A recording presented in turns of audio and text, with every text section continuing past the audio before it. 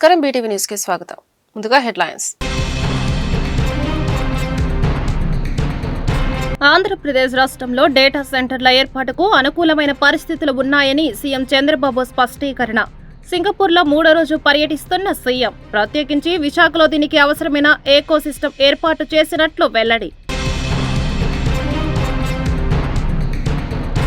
ఆంధ్రనివా వెలుగొండ ప్రాజెక్టుల పనుల పురోగతిపై మంత్రి నిమ్మల రామానాయుడు వీడియో కాన్ఫరెన్స్ నిర్వహణ. గత 5 ఏళ్ల పాలనలో చెయ్యలేని పనిని మొదటి సంవత్సరంలోనే ఆంధ్రనివా నందు 3850 క్యూసెక్కులు తరలించేలా పనులు పూర్తి చేశామని మంత్రి వెల్లడి. ఇంద్రకీలాద్రిపై గత ఏడాది దసరా శరన్నవరాత్రుల ఉత్సవాలు విజయవంతాన్ని స్ఫూర్తిగా తీసుకొని మరింత మిన్నగా దసరా ఉత్సవాలు అంగరంగ వైభవంగా నిర్వహించారని జిల్లా కలెక్టర్ లక్ష్మీషా సిపి రాజశేఖర్ బాబు వెల్లడి. సామాన్య భక్తులకు తొలి ప్రాధాన్యతనిస్తూ ప్రణాళిక ప్రకారం భక్తులకు అవసరమైన అన్ని ఏర్పాట్లు పూర్తి చేశామని వ్యాఖ్య. సాంకేతికత, ఏఏ టూల్స్ అనుసంధానంతో భక్తులకు మధురానుభూతి కలిగించేలా ఈ ఏడాది దసరా ఉత్సవాలు నిర్వహించనున్నట్లు వెల్లడి. ఆంధ్రప్రదేశ్ రాష్ట్రంలో డేటా సెంటర్ల ఏర్పాటుకు అనుకూలమైన పరిస్థితులు ఉన్నాయని ముఖ్యమంత్రి చంద్రబాబు స్పష్టం చేశారు. ప్రత్యేకించి విశాఖలో దీనికి అవసరమైన ఏకోసిస్టమ్ ఏర్పాటు చేసినట్లు వెల్లడించారు. సింగపూర్ లో 3వ రోజు పర్యటిస్తున్న సీఎం ఆ దేశ పారిశ్రామికవేత్తలు, కంపెనీల ప్రతినిధులతో రౌండ్ టేబుల్ కాన్ఫరెన్స్ నిర్వహించారు. ఈ కాన్ఫరెన్స్ కు సింగపూర్ లోని ప్రముఖ కంపెనీల సీఈఓలు, ప్రతినిధులు హాజరయ్యారు. మొత్తం 41 కంపెనీలకు చెందిన ప్రతినిధులు ఈ రౌండ్ టేబుల్ కాన్ఫరెన్స్ కు హాజరై తమ అభిప్రాయాలను తెలియజేశారు. డేటా సెంటర్లో ఐటీ కంపెనీల ఏర్పాటుకు విశాఖ అత్యుత్తమ ప్రదేశమని ముఖ్యమంత్రి తెలిపారు. త్వరలోనే గూగుల్ డేటా సెంటర్ విశాఖలో ఏర్పాటు కానుందని ముఖ్యమంత్రి సింగపూర్ పారిశ్రామికవేత్తలకు తెలియజేశారు. అలాగే టీసీఎస్, కాగ్నిజెంట్ సహా వివిధ ఐటీ దిగ్గజ సంస్థలు విశాఖలో తమ సంస్థలను ఏర్పాటు చేస్తున్నాయని వివరించారు. అలాగే దేశంలోని తొలి క్వాంటమ్ వ్యాలీ అమరావతిలో ఏర్పాటు చేస్తున్నామని, 2026 జనవరి నాటికి ప్రారంభమయ్యే క్వాంటమ్ వ్యాలీ ఏకోసిస్టంలో సింగపూర్ కంపెనీలు పెట్టుబడులు పెట్టేందుకు అవకాశం ఉందని సీఎం చంద్రబాబు తెలిపారు. ఈ క్వాంటమ్ వ్యాలీ ప్రాజెక్టు ప్రయోజనాలను సింగపూర్ కంపెనీలు పొందడంతో పాటు పరిశోధనలకు ఆస్కారం ఉందని ముఖ్యమంత్రి సింగపూర్ పారిశ్రామికవేత్తలకు వివరించారు.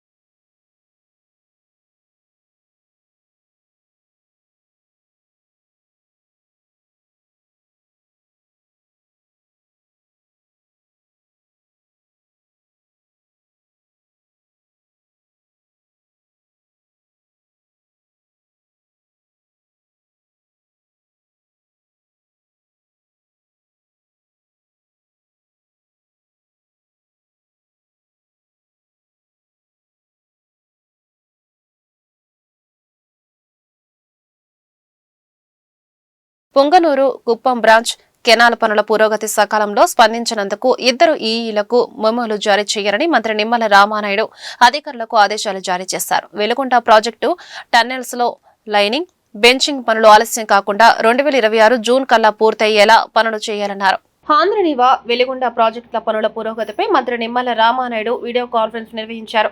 గత 5 ఏళ్ల పాలనలో చేయలేని పనిని మొదటి సంవత్సరంలోనే ఆంధ్రనివా నందు 3850 క్యూసెక్కులు తరలించేలా పనులు పూర్తి చేశామన్నారు.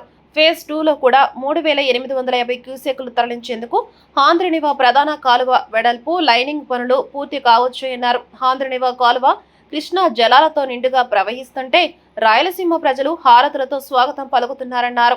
Veligonda feeder canal lining, retaining wall పనులకు వెంటనే టెండర్లో పిలవాలన్నారు. పూర్తి కాని వెలిగొండను జాతికి అంకితమంటూ గత పాలనలో మోసం, దగా చేస్తే మనం పూర్తి చేసి ప్రకాశం జిల్లాకు న్యాయం చేయాలన్నారు. ఇంద్రకీలాద్రిపై గత ఏడాది దసరా శరన్నవరాత్రుల ఉత్సవాలు విజయవంతాన్ని స్ఫూర్తిగా తీసుకుని మరింత మిన్నగా దసరా ఉత్సవాలు అంగరంగ వైభవంగా నిర్వహించాలని జిల్లా కలెక్టర్ లక్ష్మీషా సిపిఎస్వి రాజశేఖర్ బాబు అన్నారు. సామాన్య భక్తులకు తొలి ప్రాధాన్యతనిస్తూ ప్రణాళిక ప్రకారం భక్తులకు అవసరమైన అన్ని ఏర్పాట్లు పూర్తి చేసి సాంకేతికత, ఏఏ టూల్స్ అనుసంధానంతో భక్తులకు మధురానుభూతి కలిగించేలా ఈ ఏడాది దసరా ఉత్సవాలు నిర్వహించనున్నట్టు తెలిపారు. సెప్టెంబర్ 22 నుంచి అక్టోబర్ 2 వరకు 11 రోజుల పాటు జరగనున్న దసరా ఉత్సవాలపై కలెక్టర్ డాక్టర్ జి లక్ష్మీషా అధ్యక్షతన కలెక్టరేట్లో సమన్వయ శాఖల అధికారుల సమావేశం జరిగింది. జిల్లా police commissioner SV Rajasekhar Babu, joint collector S Ilakkiya, Sri Durga Malleswara స్వామివార్ల ఆలయ ఈవో వికే సీనా నాయక్ తదితరులు హాజరైన సమావేశంలో రెవెన్యూ, దేవాదాయ, పోలీస్, విఎంసి, పౌర సరఫరాలు, వైద్యారోగ్యం, విద్యుత్, రవాణా, R&B, సమాచార, పౌర సంబంధాలు తదితర శాఖల ఆధ్వర్యంలో చేపట్టాల్సిన పనులపై చర్చించారు. ప్రత్యేక పూజలు, ఉత్సవాలు, అమ్మవారి అలంకరణలు, భక్తుల క్యూలైన్లు, బ్యారికేడింగ్, ఆన్లైన్ కరెంటు బుకింగ్ కౌంటర్లు, పార్కింగ్, మంచినీటి సరఫరా, పారిశుద్ధ్యం, ఘాట్ల వద్ద షవర్ల ఏర్పాటు, భద్రతా వ్యవస్థ, ప్రసాదాల తయారీ, పంపిణీ, పబ్లిక్ అడ్రసింగ్ సిస్టమ్, వైద్య శిబిరాలు, పాసుల జారీ, సూచికా బోర్డుల ఏర్పాటు తదితరులపై చర్చించి గత అనుభవాలను దృష్టిలో ఉంచుకొని తీసుకోవాల్సిన జాగ్రత్తలపై దిశానిర్దేశం చేశారు. అక్టోబర్ 2వ తేదీ వరకు జరుగు అమ్మవారి ఉత్సవాల సందర్భంగా ఈ రోజు గౌరవ జిల్లా కలెక్టర్ గారి ఆధ్వర్యంలో ఈ రోజు కోఆర్డినేషన్ మీటింగ్ జరిగింది. ఇందులో ఈఓ గారు, అదేవిధంగా డీసీపీ అడ్మిన్, జేసీ గారు, టెంపుల్ అఫీషియల్స్, అర్చక కమిటీ అందరూ కూడా ఈ రోజు పాల్గొనడం చాలా సంతోషం. ఈసారి ఉత్సవాలను చాలా ఘనంగా జరపాలనే ఉద్దేశంతో ఈరోజు అన్ని డిపార్ట్మెంట్స్ ఇక్కడ సమన్వయం చేసుకుంటూ ముందుకు పోతున్నాము. లాస్ట్ టైం చాలా అద్భుతంగా అందరూ అన్ని శాఖలు సమన్వయంతో చాలా అద్భుతంగా ఉత్సవాలు జరిగిన విషయం మీకు అందరికీ తెలిసిందే. కాకపోతే పోయినసారి జరిగిన చిన్న చిన్న షార్ట్ ఫాల్స్ ఏదైతే ఉన్నాయో అవన్నీ కూడా కవర్ చేసుకుంటూ ఈసారి ఇంకా బాగా జరపాలి. ఎందుకంటే దసరా ఉత్సవాలు అనేది విజయవాడ నగరానికే కాదు, రాష్ట్రమే కాదు, దేశం నలుమూల నుంచి కూడా భక్తులు వస్తారు. కాబట్టి మరి వారికి అన్ని సౌకర్యాలు కల్పించడం, ఎటువంటి అసౌకర్యం లేకుండా ముందుకు వెళ్లాలనే ఉద్దేశంతో ఈరోజు చాలా ఇష్యూస్ డిస్కస్ చేయడం జరిగింది. అందులో ముఖ్యంగా విఐపీస్ ఎలా ఉండాలి, అదేవిధంగా పాసెస్ ఎలాగ ఉండాలి, అదేవిధంగా లడ్డు కౌంటర్స్ ఎలాగ ఉండాలి, హోల్డింగ్ ఏరియాస్ ఎలాగ ఉండాలి. ప్రతిసారి మూలా నక్షత్రం రోజే కాకుండా ఈ మధ్యన భవానీలు ఎక్కువ వస్తున్నారు. సో వారికి ఎలాగా వెసులుబాటు కల్పించాలి, ఎటువంటి వసతులు కల్పించాలి, ఎక్కువ భక్తులు ఎక్కువ మంది వస్తే ఎలాగా జిల్లా యంత్రాంగం, పోలీస్ శాఖ ఎలా సమన్వయంతో ముందుకు పోవాలి, టెక్నాలజీని ఎలా ఉపయోగించుకుంటూ ఈసారి అద్భుతంగా పనిచేయాలన్న విషయాలను ఈరోజు చర్చించడం జరిగింది.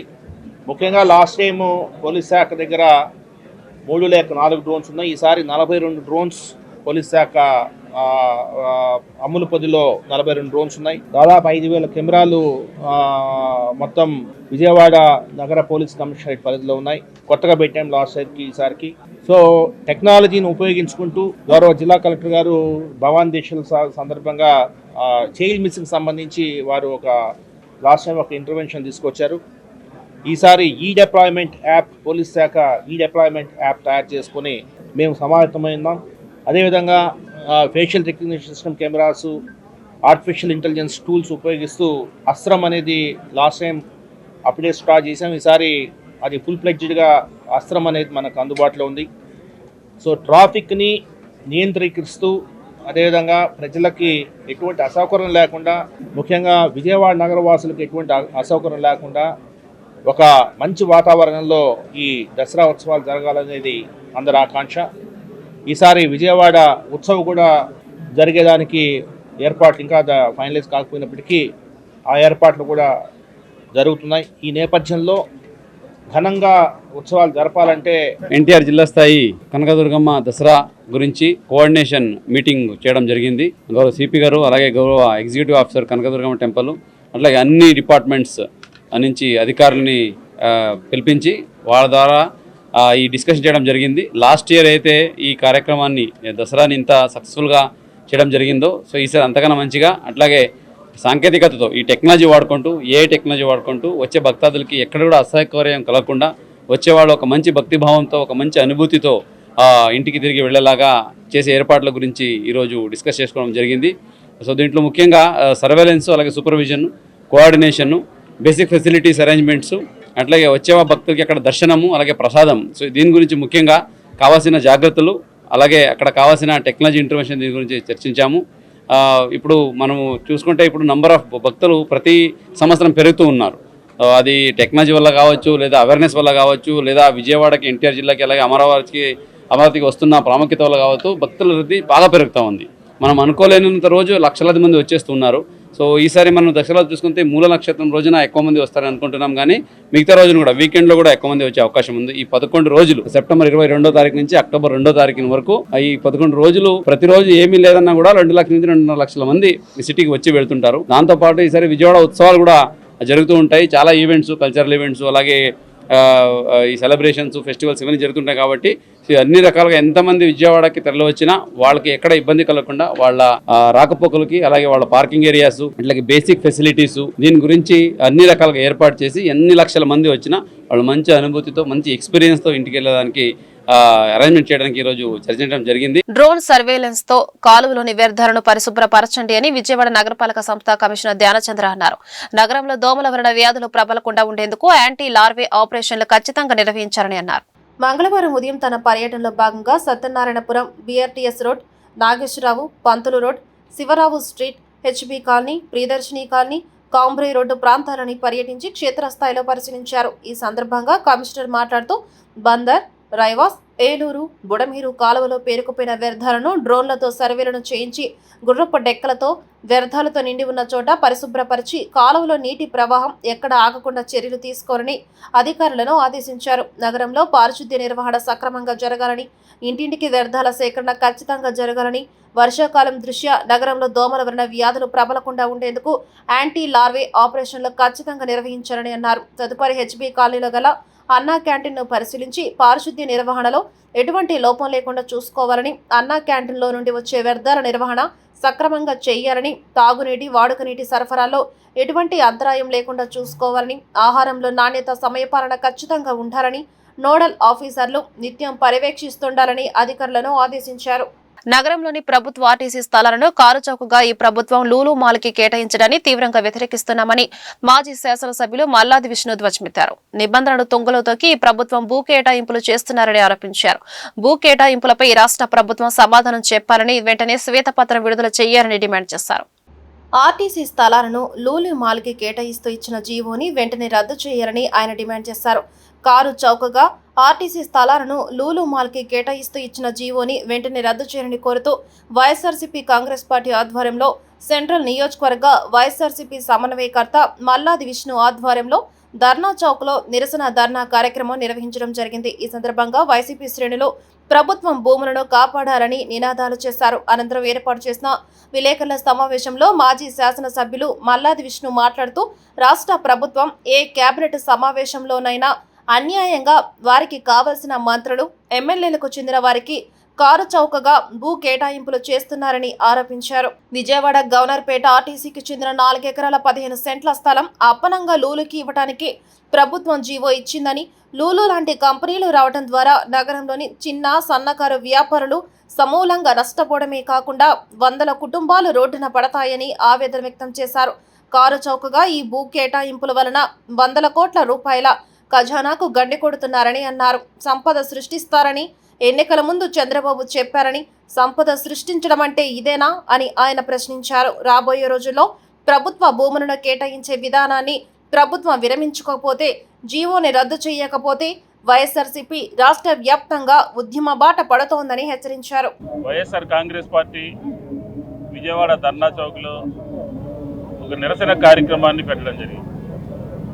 దీనికి పార్టీ శ్రేణులందరూ కూడా, డిప్యూటీ మేయర్, కార్పొరేటర్లు, ఇతర పార్టీ పెద్దలందరూ కూడా మేము ఈ కార్యక్రమంలో పాల్గొన్నాం. దీనికి ప్రధానమైనటువంటి కారణం ఏంటంటే, రాష్ట్ర ప్రభుత్వం ఏ క్యాబినెట్ మీటింగ్ జరిగినా, ఏ ఇండస్ట్రియల్ ప్రమోషన్ బోర్డు సమావేశం జరిగినా ఆయాచితంగా, అన్యాయంగా, మార్కెట్ విలువకి కనీసం దరిదాపుల్లో లేకుండా భూముల్ని వారికి కావలసినటువంటి మంత్రులకి, వారికి కావాల్సినటువంటి ఎమ్మెల్యేలకి, వారికి కావాల్సినటువంటి పార్లమెంటు సభ్యులకి ఇప్పటి ముప్పటిగా వాళ్ళకు కావాల్సినటువంటి కంపెనీలకి భూ కేటాయింపులు అనేది ఇష్టానుసారం చేస్తూ ఉంది.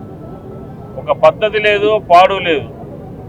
దాదాపుగా ఆంధ్రప్రదేశ్లో ఈ సంవత్సర కాలంలో 8 లక్షల రమారమి 8 లక్షల ఎకరాల భూమిని రాయలసీమలో కానీ, పల్నాడులో కానీ, ఉత్తరాంధ్రలో కానీ, విశాఖపట్నంలో కానీ, విజయవాడ చుట్టుపక్కల జిల్లాల్లో కానీ ప్రతి జిల్లాలోనూ కూడా భూ కేటాయింపులు కారు చౌకగా. ఈరోజు రైతు బజార్కి వెళ్తే కూరగాయల ధరలు ఎలా ఉన్నాయో ఆ కూరగాయల ధరల కన్నా ఆంధ్రప్రదేశ్లో ప్రభుత్వ భూ కేటాయింపులు నామమాత్రంగా ఉన్నాయి. విజయవాడ పశ్చిమ నగరంలోని కేఎల్ రావు నగర్ లో 7 సంవత్సరముల చిన్నారి అన్విత గత 2 సంవత్సరాలుగా గుండె సంబంధిత వ్యాధితో బాధపడుతుంది.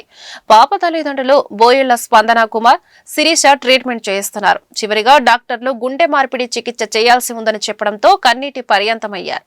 శస్త్రచికిత్స కోసం సుమారు 55 లక్షల రూపాయలు ఖర్చు చేసే ఆర్థిక స్తోమత లేకపోవడంతో తల్లిదండ్రులు దాతలను ఆశ్రయిస్తున్నారు. ఈ క్రమంలో తండ్రి స్పందన కుమార్ కూడా యాక్సిడెంట్ అవడంతో పనిచేయని స్థితిలో ఉన్నాడు. ఈ విషయం తెలుసుకున్న దాత పోట్నూరి కృష్ణకేశవ తన సోదరుడైన పోట్నూరి అజయ్ కుమార్ పేరున మొదటి విడతగా ఇంటికి కావలసిన నిత్యావసరాలను అందించడం జరిగింది. తదుపరి ఆపరేషన్ నిమిత్తం 50,000 రూపాయల చెక్కును మంగళవారం పాప తల్లిదండ్రులకు అందజేయడం జరిగింది. ఈ సందర్భంగా పాప తల్లిదండ్రులు తమను ఆదుకోవాలని ప్రభుత్వానికి దాతలకు విజ్ఞప్తి చేశారు. నమస్తే అండి, నా పేరు శిరీష. నా భర్త స్పందన్ కుమార్. నాకు 3 పిల్లలు. ఈ డిసీజ్ వచ్చేసి పెద్ద పాపకండి. పాప 5th ఇయర్ అప్పుడు వచ్చింది ఇది. మేము ఇప్పుడు వరకు పెట్టవలసిన ఎఫర్ట్ అంతా పెట్టాము. కానీ ఇప్పుడు మా స్తోమతకు మించింది చెప్పడం వల్ల ఆ భారం మేము మోయలేకపోతున్నామండి. అందుకని ఆర్థిక సాయం కోసం ప్రతి ఒక్కరి దగ్గరికి సాయం కోసం అడగాల్సి వస్తుంది. పాపకి బాగోని టైంలోనే ఈయనకి యాక్సిడెంట్ జరగడం జరిగింది. ఆయనకి లెఫ్ట్ సైడ్ అంతా పెరాలసిస్ స్ట్రోక్లా వచ్చిందండి. ఈ పరిస్థితికి తోడు ఈ పరిస్థితి కూడా తోడవడంతో అసలు ఏం చేయని పరిస్థితిలో మేము ఉన్నాము. మా పరిస్థితిని మీరు గమనించుకొని మాకు ఎంతైతే సాయం చేయగలరో అంతే చేయమని మేము అడుగుతున్నామండి. ఇంత చేయమని కూడా మేము అడగట్లేదు. ఎందుకనంటే మా పరిస్థితి ఉన్న విషయము ఇప్పుడు పెద్దవారి దృష్టి దాకా వెళితే వారేమన్నా చేస్తే మా పాప బతికిద్ది అన్న నమ్మకం ఒక్కటేనండి. ఎవరైనా ఇది సీఎం సార్ కానీ, పవన్ కళ్యాణ్ సార్, నారా లోకేష్ సార్ వీళ్ళ దృష్టి దాకా తీసుకెళ్ళగలిగితే నా పాపను నేను బతికించుకునేదాన్ని అవుతాను. నాకు తెలిసి ఈ విషయంలో మీ సాయము, మీ సపోర్ట్ ఉంటుందని నేను కోరుకుంటున్నానండి. నమస్తే. అలాగే ఈరోజు పొట్నూరు కేశవ సార్ వారి టీం వచ్చి 50,000 చెక్ ఇవ్వడం జరుగుతుంది పాప విషయం నిమిత్తము. సార్ థ్యాంక్ యూ సార్, మీరు మా పరిస్థితి అందు గమనించి ఈ సాయం మాకు చేసినందుకు థ్యాంక్ యూ సార్. మద్యం కుంభకోణంలో అన్ని ఆధారాలతో దొరికిపోయిన వైసీపీ పార్టీ ప్రజల దృష్టిని మరల్చే ప్రయత్నం చేస్తుందని తూర్పు ఎమ్మెల్యే గద్దె రామ్మోహన్ రావు అన్నారు. దాదాపు 3,500 కోట్ల రూపాయల స్కామ్ చేసి ప్రజల ప్రాణాలతో చెలగాటాలాడారని, పోయిన ప్రాణాలకు బాధ్యత వహించాల్సినది వైఎస్ జగనేనని ఉద్ఘాటించారు. ముఖ్యమంత్రి నారా చంద్రబాబు ప్రజలకు సుపరిపాలన అందించే విధంగానే ప్రతి ఒక్క పథకాన్ని అమలు చేస్తూ రాష్ట్రాన్ని అభివృద్ధి పదంలో నడిపిస్తున్నారని చెప్పారు. తూర్పు నియోజకవర్గంలోని 16వ డివిజన్ భూపేష్ గుప్తా నగర్ ఏరియాలో సుపరిపాలనలో తొలి అడుగు కార్యక్రమంలో శాసనసభ్యులు గద్దె రామ్మోహన్ పాల్గొన్నారు. ఈ పర్యటనలో భాగంగా 2 నిరుపేద కుటుంబాలకు చెందిన వారికి స్వయం ఉపాధి చేసుకునేందుకు టిఫిన్ బండి, బడ్డీ కొట్టు పంపిణీ చేశారు. ఈ సందర్భంగా ఆయన మాట్లాడుతూ ప్రపంచంలోనే అతిపెద్దదైన మద్యం కుంభకోణం వైసీపీ హయాంలో జరిగిన విషయం ప్రతి సామాన్యమైన వ్యక్తికి తెలుసని అన్నారు. ప్రభుత్వ హయాంలోని మద్యం షాపులు నడిపించి డిజిటల్ చెల్లింపులు లేకుండా జగన్మోహన్ రెడ్డి అందిన కాడికి దోచుకున్నారని ఆరోపించారు. దాదాపు 3,500 కోట్ల రూపాయల స్కామ్ చేసి ప్రజల ప్రాణాలతో చెలగాటాలాడారన్నారు. మహమ్మారి కరోనా వలన ప్రాణాలు పోతేనే తల్లడిల్లిపోయామని, అలాంటిది కేంద్ర గణాంకాల ప్రకారం 5 లక్షల మంది నాసిరకమైన మద్యం తాగి వైసీపీ ప్రభుత్వ హయాంలో మరణించడం దారుణమన్నారు. ముఖ్యమంత్రి నారా చంద్రబాబు ప్రజలకు సుపరిపాలన అందించే విధంగానే ప్రతి ఒక్క పథకాన్ని అమలు చేస్తూ రాష్ట్రాన్ని అభివృద్ధి పదంలో నడిపిస్తున్నారని చెప్పారు. మద్యం కుంభకోణంతో నిండా మునిగిపోయిన వైఎస్ఆర్సీపీ పార్టీ అనేకమైన అవాస్తవాలు చెప్పి ప్రజల్ని ఏమార్చడానికి, దారి మళ్లించడానికి ప్రయత్నం చేస్తూ ఉంది. ఈ రోజున మద్యంలో ఎంత కుంభకోణం జరిగేది సామాన్యుడికి కూడా తెలుసు. ఆ రోజున గవర్నమెంట్ షాపులను పెట్టి అంతా కూడా డబ్బులే చెల్లించాలా, ఫోన్పేలు లేదు, లేదా డిజిటల్ కరెన్సీ లేదని చెప్పి కట్టల డబ్బులు పోజేసి దాని మీద మనుషులను కూర్చోబెట్టి ఫోటోలు తీసుకుని వాట్సాప్లో పంపించి ఆనందపడిన ముఖ్యమంత్రి జగన్మోహన్ రెడ్డి గారు దాన్ని ఇవాళ ఎంపీ గారి మీద మిథున్ రెడ్డి గారి మీద కక్ష సాధింపు చర్యని, లేకపోతే ఆయన దగ్గర పనిచేసిన ధనంజయ రెడ్డి గారు కక్ష సాధింపు చర్యని, వాళ్ళు స్వయంగా ఏమేమి జరిగింది, ఎట్టెట్ట జరిగింది అంతా కూడా చెప్పడం జరుగుతుంది. ఇవాళ దానికి మించి వాళ్ళు 3,000 కోట్లు కాజేశారు. కొన్ని లక్షల మంది ప్రాణాలు ఇవాళ తీశారు. దానికి బాధ్యత వహించాల్సిన అవసరం కూడా జగన్మోహన్ రెడ్డి గారి మీద ఉంది. ఇవాళ మనం కరోనాలో 20,000 మంది చచ్చిపోతే అల్లాడిపోయాం.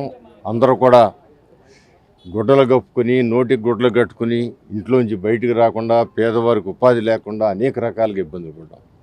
కానీ వాళ్ళ 5 లక్షల మంది కేంద్ర ప్రభుత్వ గణాంకాల ప్రకారం 5 లక్షల మంది ఈ మద్యం దాగి నరాల బలహీనతో మైండులు చెడి చివరికి మరణానికి గురయ్యారు. 5 లక్షల మంది అంటే ఎంత అధిక సంఖ్యలో చచ్చిపోయారో తెలుస్తూ ఉంది. బీసీలకు రక్షణ చట్టాన్ని అమలు చేయాలని డిమాండ్ చేస్తూ జాతీయ బీసీ చైతన్య సమితి ఆధ్వర్యంలో విజయవాడ ధర్నా చౌక్ లో ధర్నా కార్యక్రమం నిర్వహించారు. ఈ సందర్భంగా జాతీయ బీసీ చైతన్య సమితి వ్యవస్థాపక అధ్యక్షులు రమణ మాట్లాడుతూ ఓటు బ్యాంకు కోసం మాత్రమే బీసీలను రాజకీయ పార్టీలు వాడుకుంటున్నాయని ఆరోపించారు. కూటమి అధికారంలోకి వస్తే బీసీ రక్షణ చట్టం తీసుకొస్తామని చెప్పారని, ఇప్పుడు అధికారంలో ఉన్నప్పటికీ ఆ విషయాన్ని విస్మరించారని అన్నారు. బీసీ రక్షణ చట్టాన్ని అమలు చేయకపోతే పెద్ద ఎత్తున ఉద్యమం చేపట్టాల్సి వస్తుందని హెచ్చరించారు. ఆ చట్టాన్ని అమలు చేయడానికి ప్రత్యేకంగా ఆర్థిక బడ్జెట్ అవసరం లేదని చెప్పారు. రాబోయే రోజుల్లో ఈ ఉద్యమాన్ని మరింత ఉధృతం చేస్తామని అన్నారు. విజయవాడ ధర్నా చౌక్ లో బీసీ రక్షణ చట్టం కోసం ధర్నా కార్యక్రమానికి పిలుపునివ్వడం జరిగింది. ఆ పేరు బీసీ రమణ, జాతీయ బీసీ చైతన్య సమితి వ్యవస్థాపక అధ్యక్షులు. ఈ ధర్నా కార్యక్రమం యొక్క ముఖ్య ఉద్దేశం, స్వతంత్ర భారతదేశంలో ఇంతవరకు బీసీలకు రక్షణగా ఎటువంటి యాక్ట్ గాని, ఎటువంటి చట్టం గాని, ఎటువంటి విధానం గాని లేదు అనేది అందరికీ తెలిసిన సత్యమే. అయితే పాలకులారా, మీకు బీసీల ఓట్లు కావాలి, మీకు బీసీల యొక్క అండదండలు కావాలి. కానీ మీ అధికారంలో చేపట్టిన తర్వాత బీసీలకు ఏదైనా ఒక కార్యక్రమం కానీ, వాళ్ళకు ఒక కొన్ని విషయాలలో మేము ఉన్నామనేటువంటి భరోసా ఇచ్చే పార్టీలు గాని, నాయకులు గాని ఈ రాష్ట్రంలో గాని, ఈ దేశంలో గాని లేరనేది వాస్తవం. మీరు 2024లో కూటమి ప్రభుత్వం అధికారంలోకి వస్తే బీసీల యొక్క సామాజిక రక్షణ కోసం రక్షణ చట్టాన్ని ఏర్పాటు చేస్తామని చెప్పింది మీరే కదా. ఇప్పుడు ప్రభుత్వంలో ఏలుతున్నది మీరే కదా. మరి మీరు చెప్పిన హామీ, బీసీ రక్షణ చట్టం హామీ ఏమైనా మర్చిపోయారా? ప్రభుత్వ భూములను కార్పొరేట్ సంస్థలకు కారు చౌకగా అప్పగించడాన్ని నిరసిస్తూ ఆగస్టు 3వ తేదీన దాసరి భవన్ లో రౌండ్ టేబుల్ సమావేశం నిర్వహిస్తున్నట్టు సిపిఐ నగర కార్యదర్శి జి కోటేశ్వరరావు తెలిపారు. ఈ రౌండ్ టేబుల్ సమావేశంలో అన్ని రాజకీయ పార్టీల నాయకులు, మేధావులు, ప్రజా సంఘాల నాయకులు పాల్గొనాలని పిలుపునిచ్చారు. విజయవాడ హనుమాన్పేట దాసరి భవన్ లో ఏర్పాటు చేసిన విలేకరుల సమావేశంలో సిపిఐ నగర కార్యదర్శి కోటేశ్వరరావు రాష్ట్ర ప్రభుత్వంపై తీవ్ర విమర్శలు చేశారు. కారు చౌకగా ప్రభుత్వ భూములను కార్పొరేట్ శక్తులకు అప్పగించడం సరైన విధానం కాదని ఆయన ఆగ్రహం వ్యక్తం చేశారు. గవర్నర్పేటలో ఉన్న ఆర్టీసీ డిపో స్థలాన్ని లూలు మాల్కి అప్పగిస్తూ ప్రభుత్వం జీవో జారీ చేయడాన్ని తీవ్రంగా తప్పుపట్టారు. మొత్తం 4 ఎకరాల 15 సెంట్ల స్థలాన్ని 65 సంవత్సరాల లీజుకు ఇచ్చి తర్వాత మరో 35 ఏళ్ల పాటు పొడిగించుకునేలా అవకాశం కల్పించేలా జీవో జారీ చేశారని ఆగ్రహం వ్యక్తం చేశారు. లూలు మాల్ ప్రాజెక్టు విలువ కేవలం 156 కోట్లే అయినా ఇందుకోసం కోట్ల రూపాయల విలువైన ప్రభుత్వ భూమిని కేటాయించడం సరైన విధానం కాదని అన్నారు. విశాఖలో కూడా 13 ఎకరాల 44 సెంట్ల భూమిని ఇదే సంస్థకు కేటాయించారని గుర్తు చేశారు. ఇప్పటికే లూలు మాల్ సంస్థ సింగపూర్, మలేషియా వంటి దేశాల్లో దివాలా తీయడం జరిగిందని, ఆన్లైన్ వ్యాపారాల వలన ఆ కంపెనీ ఇప్పటికే నష్టాల్లో ఉందన్న సమాచారం ఉందని పేర్కొన్నారు. ఇటువంటి సంస్థలు వస్తే చిన్న వ్యాపారులు రోడ్డున పడతారని హెచ్చరించారు. ఈ సమస్యపై ఆగస్టు 3న ప్రజా సంఘాలు, కార్మిక సంఘాలు, మేధావులతో కలిసి దాసరి భవన్ లో రౌండ్ టేబుల్ సమావేశం నిర్వహిస్తున్నట్లు తెలిపారు. చౌకగా ప్రభుత్వ భూములను కార్పొరేట్ శక్తులకు ఇవ్వటాన్ని ప్రజానీకం అందరూ కూడా నిరసించవలసిందిగా సిపిఐగా విజ్ఞప్తి చేస్తా ఉన్నాం. విజయవాడ నగరం నడిబొడ్డులో ఉన్నటువంటి గవర్నర్పేట ఆర్టీసీ డిపోని లూలు సంస్థకి ఇవ్వటం అనేటటువంటిది ప్రజల ఆస్తిని కార్పొరేట్ శక్తులకి ఉచిత రీతిని ఇవ్వటమే తప్ప మరొకటి కాదు. కాబట్టి ప్రభుత్వం ఇచ్చినటువంటి జీవో నిన్న 27వ తారీఖున జీవో 137ని విడుదల చేసింది రాష్ట్ర ప్రభుత్వం. ఈ ఇచ్చినటువంటి జీవో సారాంశం చూసినట్లయితే చాలా దుర్మార్గంగా ఉన్నటువంటిది. లూలు సంస్థకి 4.15 ఎకరాలు, 4 ఎకరాల 15 సెంట్ల భూమిని ఇస్తూ, అది కూడా 65 సంవత్సరాలు మరొక 35 సంవత్సరాలకి పొడిగించుకునేటటువంటి పద్ధతిలో మొత్తం 98 సంవత్సరాలకి ఈ భూమిని కారు చౌకగా ఇచ్చేటటువంటి విధానం సరైనటువంటిది కాదు అని చెప్పి సిపిఐగా డిమాండ్ చేస్తా ఉన్నాం. మొత్తం ఈ యొక్క ప్రాజెక్టు యొక్క విలువ 156 కోట్ల రూపాయలు మాత్రమే. 156 కోట్ల రూపాయలతోటి ఇంతగా కోట్లాది రూపాయలు విలువ చేసేటటువంటి భూమిని ఇవ్వటం అనేటటువంటిది సరైనటువంటిది కాదు అని చెప్పి సిపిఐగా డిమాండ్ చేస్తా ఉన్నాం. దేశంలో ఫైనాన్స్ సంబంధిత చట్టాలు ఉన్నప్పటికీ అవి సమగ్రంగా అమలవడం లేదని విశ్రాంత హైకోర్టు న్యాయమూర్తి రజనీ ఆందోళన వ్యక్తం చేశారు. అధిక వడ్డీ వసూలు చేయకుండా ఉండేందుకు చట్టం ఉన్నా వడ్డీ రేటుపై స్పష్టత లేకపోవడాన్ని ఆమె విమర్శించారు. రిజర్వ్ బ్యాంకుతో నమోదైన మైక్రో ఫైనాన్స్ సంస్థలకు చట్టం వర్తించదని తెలంగాణ కోర్టు ఇచ్చిన తీర్పు సరైనది కాదని ఆమె అభిప్రాయపడ్డారు. బాధితులకు న్యాయం జరిగేలా ప్రభుత్వ చట్టాన్ని సమగ్రంగా రూపొందించారని ఆమె సూచించారు. అఖిల భారత ప్రజాతంత్ర మహిళా సంఘం ఐద్వా ఆధ్వర్యంలో విజయవాడ ఎంబీవీకే భవన్లో మైక్రో ఫైనాన్స్ పొదుపు అప్పులు పీడన అంశంపై బాధితులతో బహిరంగ విచారణ నిర్వహించారు.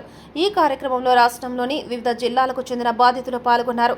ఈ కార్యక్రమానికి విశ్రాంత హైకోర్టు న్యాయమూర్తి రజని ముఖ్య అతిథిగా హాజరయ్యారు. ఈ సందర్భంగా ఆమె మాట్లాడుతూ కుటుంబంలో మహిళలే ఆర్థికవేత్తలు అని, త్యాగాలు చేసి వారు కుటుంబాన్ని ముందుకు తీసుకువెళ్తున్నారని వెల్లడించారు. 2011లో ఫైనాన్స్ చట్టాలు వచ్చాయని 2021 వరకు తాను జడ్జిగా ఉన్న సమయంలో ఒక్క కేసు కూడా నమోదు కాలేదని చెప్పారు. చట్టాలు సమగ్రంగా అమలు కావడం లేదని ఆందోళన వ్యక్తం చేశారు. అధిక వడ్డీల బారిన పడకుండా చట్టం ఉందని, కానీ ఆ చట్టంలో వడ్డీ ఎంతకన్నా ఎక్కువ ఉండకూడదో పొందుపరచలేదని చెప్పారు. లోన్ ఇచ్చిన తర్వాత ఆ లోను ఎలా ఉపయోగించుకుంటున్నారు అనేది మానిటరింగ్ చేయడం లేదని, కేవలం వారు కడుతున్నారా లేదా అన్నది మాత్రమే పర్యవేక్షిస్తున్నారని అన్నారు. రిజర్వ్ బ్యాంకుతో రిజిస్టర్ అయిన మైక్రో ఫైనాన్స్ సంస్థలకు చట్టం వర్తించదని తెలంగాణ కోర్టు తీర్పు ఇవ్వడం సరికాదని అన్నారు.